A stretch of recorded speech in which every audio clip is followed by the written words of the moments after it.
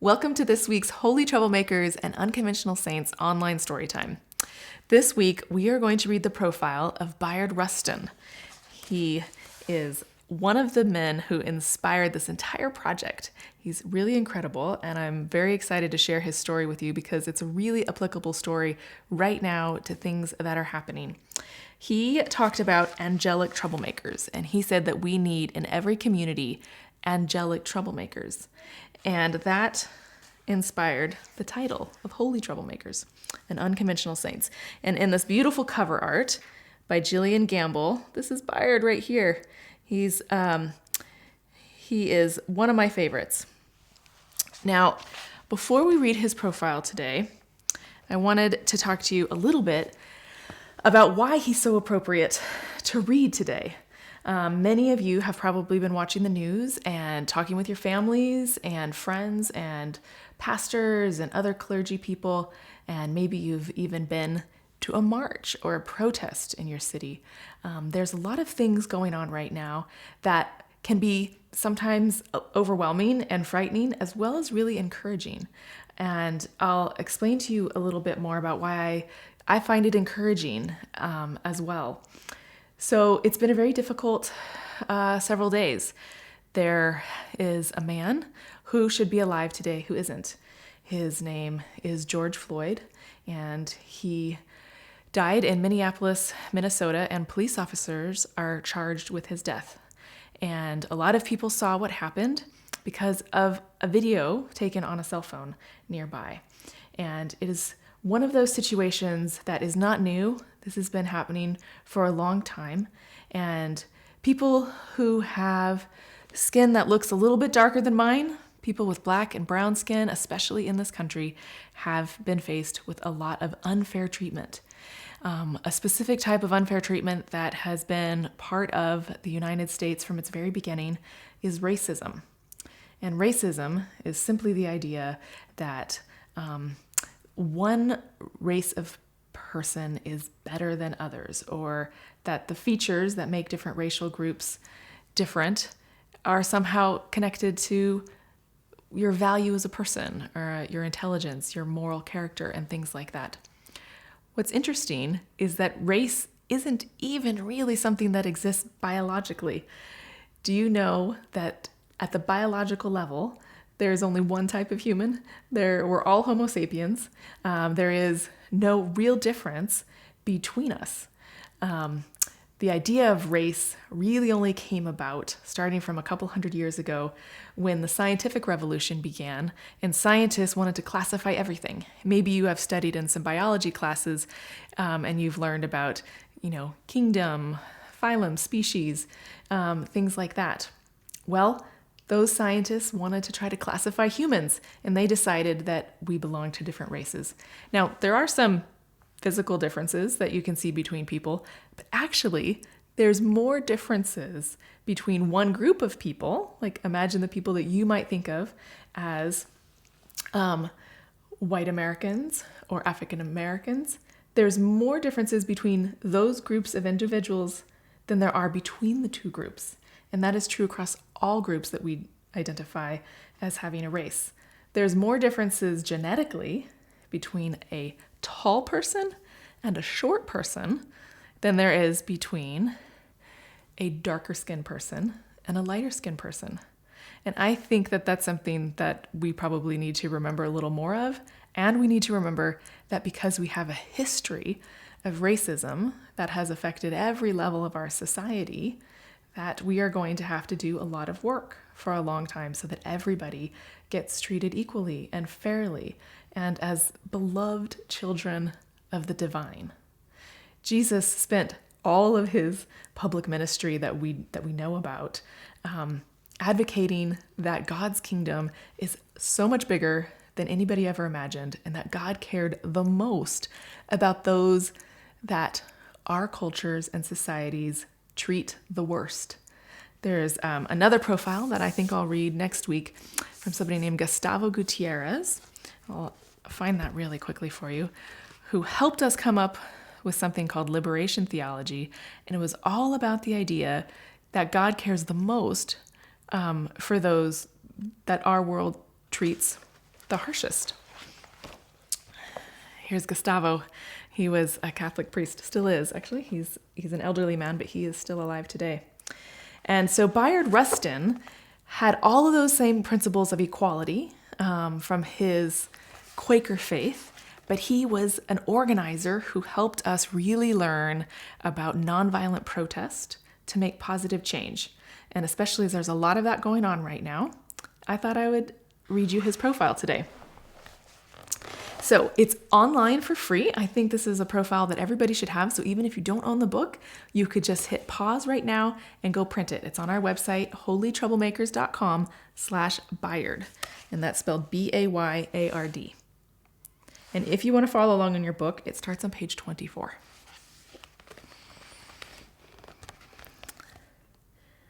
As the sun rises on Wednesday, August 28, 1963, people are gathering in Washington, D.C.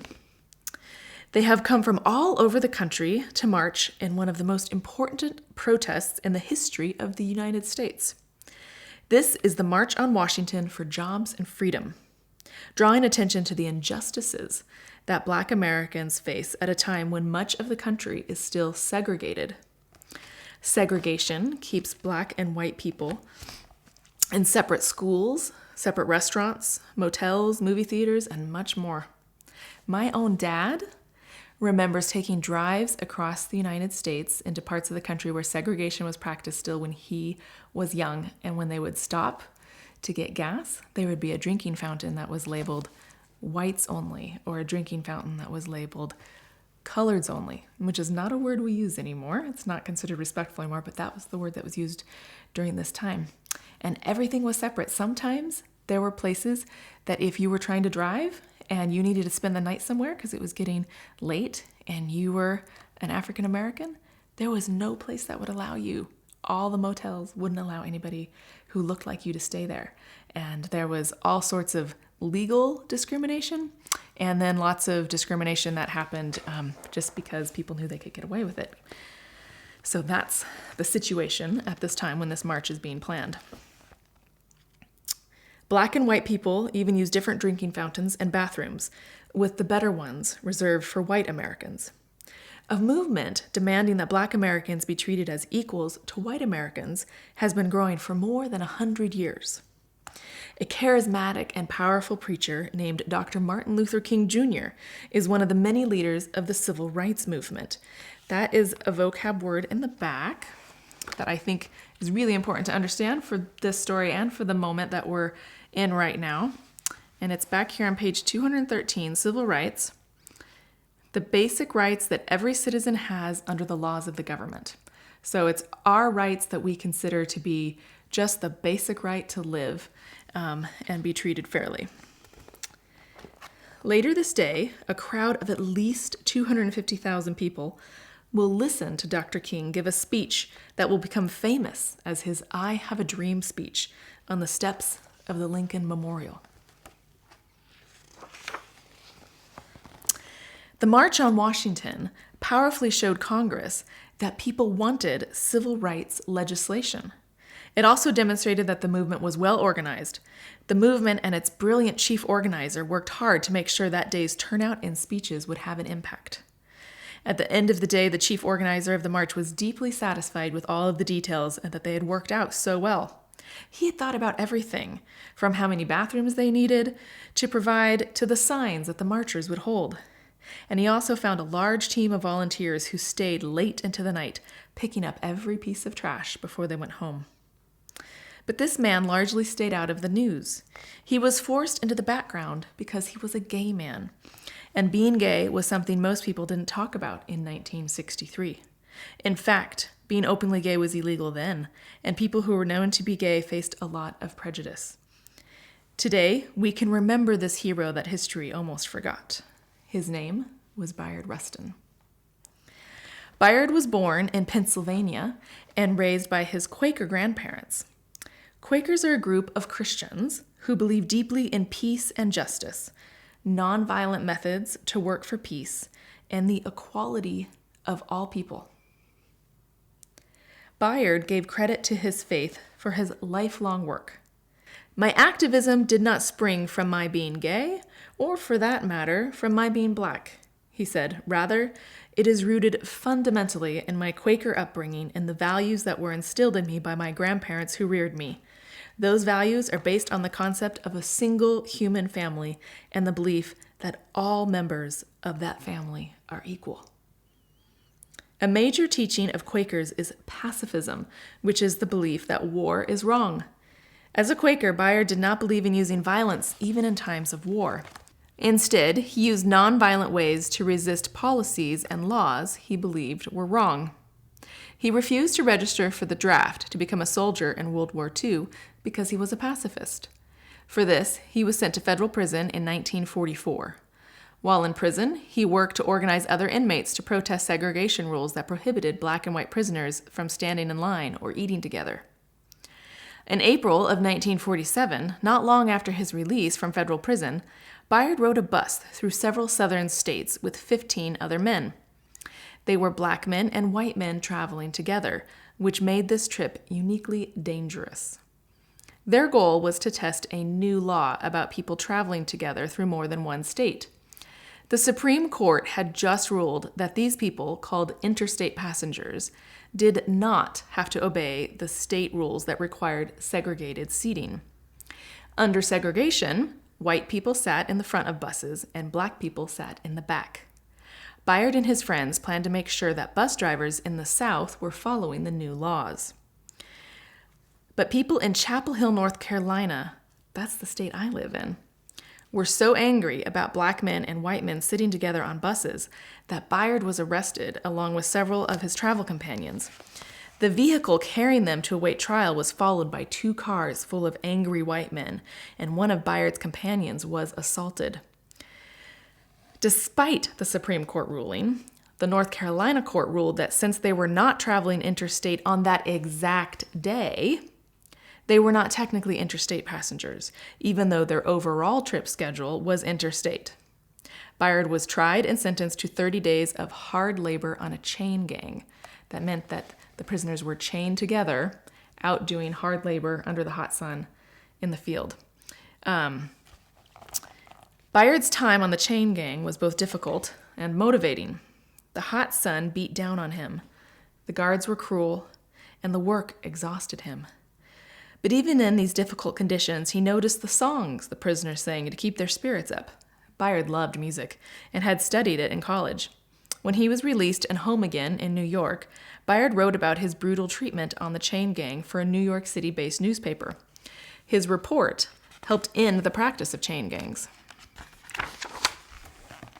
for the next 60 years. Unfortunately, this practice is returning in some parts of the country. Bayard next traveled to India to study nonviolent resistance from Mahatma Gandhi. Gandhi's decades-long nonviolent campaign opposing British rule in India had succeeded when India and Pakistan became independent. Bayard wanted to immerse himself in the principles of nonviolent resistance that led to the overthrow of an empire. Nonviolence means more than just not using physical force. It means taking peaceful action to bring about change, including sit-ins, marches, hunger strikes, boycotts, picketing, and more. The larger goal of nonviolent resistance is to convince the people doing harmful, racist, and violent acts that their actions are wrong. People are never the enemy in nonviolent movements. Instead, the ignorance that leads to harmful acts is the enemy. This is a really important thing that I want us to come back to at the end, that in nonviolent movements, people are never the enemy, even the people who are doing really wrong and harmful things. It's always the ideas and the ideology behind all of that that's the enemy. That's what we're trying to dismantle. We're trying to change injustice and inequality itself. And we hope that the people who are currently doing unjust things can also see that that's wrong, because it hurts them to participate in unjust things too. It hurts their humanity and their soul to be part of systems that hurt people. And so the goal is what's called a double victory. Dr. Martin Luther King talked about that we want to actually save the person who is being harmed as well as the person who is doing the harming. if that makes sense. I think it's really beautiful, and I think it's what Jesus was very much about. While he was in India, Bayard came to believe even more deeply that nonviolent resistance was the only way to win true equality for Black Americans and to win over the hearts and minds of the majority of white Americans. He believed that people who cared about changing unjust systems needed to become troublemakers for the higher good. We need, in every community, a group of angelic troublemakers, he wrote. Our power is in our ability to make things unworkable.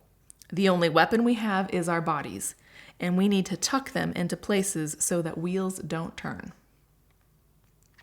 Once he got back to the United States, Bayard got involved with the civil rights movement and its leaders, including Dr. King. In fact, Bayard convinced Dr. King that nonviolence was an ideology or a philosophy of life that could work for the movement. He also convinced Dr. King not to use armed bodyguards or keep guns at his home for self-protection, because the leader of a nonviolent resistance movement could not be preparing to use violence while preaching nonviolence to his followers. Other leaders of the growing civil rights movement questioned Bayard's role. Many of them had prejudices against gay people, but Bayard became a trusted advisor to Dr. King, both for his practical knowledge of nonviolent techniques and his magnificent organizing skills. The March on Washington, which Bayard planned in only 8 weeks, before social media, before the internet, before cell phones, he organized 250,000 people showing up for this. The March on Washington, which Bayard planned in only 8 weeks, was a brilliant culmination of his decades of nonviolent resistance work on behalf of racial reconciliation and equality.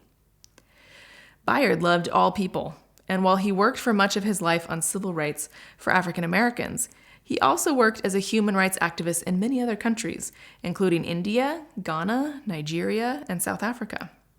He cared deeply about refugees and helped bring awareness to the hardships faced by refugees from Vietnam, Cambodia, Laos, and Haiti. And these are just a few examples of the many freedom and equality projects that he worked on. Bayard believed that humans are all part of the same family. We are all one, he said. And if we don't know it, we will learn it the hard way. Bayard Rustin died in 1987. In 2013, 50 years after the historic March on Washington, President Obama awarded him the Presidential Medal of Freedom, the highest honor a civilian can receive. Bayard's partner of 10 years, Walter Nagel, was on hand to accept the award that finally honored Bayard for being one of America's greatest architects of social change. Finally, history is starting to remember Bayard Rustin, who taught us how to be angelic troublemakers on behalf of peace, freedom, and the shared humanity of us all. And the prompt is, how might you be an angelic troublemaker in your community? I wish we had Bayard with us today. I would love to get his advice on what is going on, but he left us a lot of wonderful examples. One of the things that he really demonstrated was the power of protests. And many of you have probably seen news about protests, and maybe you've participated in some. Our family went to a little one today. We live in a very small town, and I saw that they were going to be doing something, and I said, we have got to show up. So we made our signs. It rained this morning, so they've gotten a little bit drippy on the hearts. And we stood out there with only about 20 people total. And we stood on all the corners and we waved, and some people honked. Some people looked upset. We got a couple people who gave us a thumbs down, a few people who yelled some things at us. But overall, I actually think it did a lot of good for somebody in a small little town that doesn't seem like it's the middle of things to know that there's people who care that we're all treated equally. So racism in this country is a bit like a really tangled string. So all of you have seen neatly rolled string that you can pull off nicely however you want. But when it gets all tangled up, like this bit of yarn has here, it is really hard to untangle. And because of our past legacy in the United States that started, last year was the 400th anniversary of slavery, specifically related to Africans who were being kidnapped from Africa and brought to help farm these massive plantations and turn a profit. There's been slavery that has happened really throughout human history in a majority of societies. But the United States had a particular, well, it wasn't the United States yet, but the region that became the United States had a particular role to play in turning it into something based on race. So prior to the slave trade that the United States was a part of, slaves usually were captured in war. Oftentimes, they were debt slaves. Their families owed a tremendous debt, and a way to get out of that was to offer yourself in slavery. There was a lot of situations that created slavery, most commonly being war and people being conquered by another people and slaves being taken. What the United States did differently, and again, it wasn't the United States yet, but the English colonies and the others in this region, especially the really large plantations, some of these crops like sugar and tobacco and later cotton, required massive, massive land and huge amounts of people, or no profit could be made. Now, I think we would question today whether you should even start that business, but that wasn't a question they were having then. And religion played a role because they decided, and this went all the way back to a papal decree from the Pope in the Vatican, called the Doctrine of Discovery, that lands that were occupied by people who were not Christian were fair game for the European colonists to claim as their own. And any people there, they could use them for whatever they wanted. They didn't see them as fully human, the European colonizers. And so that attitude has gotten really mixed into everything from there's unfair education systems, there's an unfair criminal justice system, there's unfair property. One of my favorite quotes is from James Baldwin. He was a black man. He was born in 1924. He was part of something called the Harlem Renaissance, if you've ever heard of that. And he was an essayist, a novelist, a playwright, a real genius.